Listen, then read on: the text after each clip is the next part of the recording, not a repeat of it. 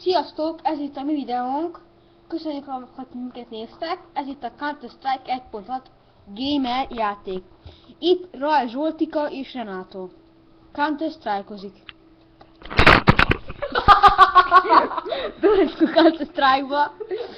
Gyakorolni kell. Itt van, hogy milyen színeket szeretnél. Itt van Auto Cheese, Small, Medium, Large.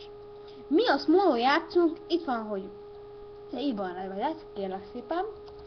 Például, hogy alapul példaneved. Beírjuk például, hogy Bad Wars Hell. Vagy beírjuk azt, hogy Raj Zsolti Pro plusz Renato Pro. Ezt beírjuk. Egy okét nyomunk. Bemegyünk egy szerverre. Igen, megvan. Beírjuk, hogy 9.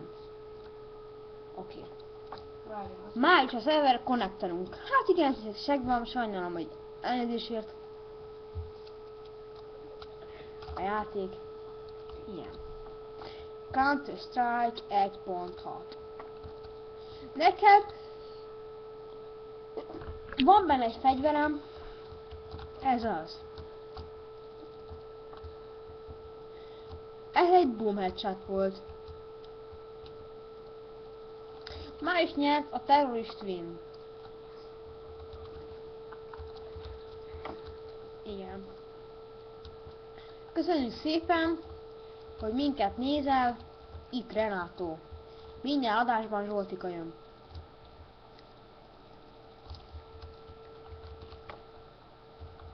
Nekünk van egy oldalunk, egy lehetőséget. Vagy aláírom azt, hogy van az lehetőségek. Oda bementek, hogy Optation. És ott lesz, hogy add video, add number, add 6, add 5, 4, meg ilyesmi.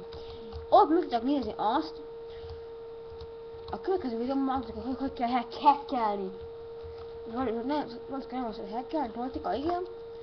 Szeret hackelni a Zsoltika, nem az, hogy hackelni, a boomerset volt. Ha minket néztél, köszönjük szépen, hogy minket néztél. Itt Renátót hallottad. Szia!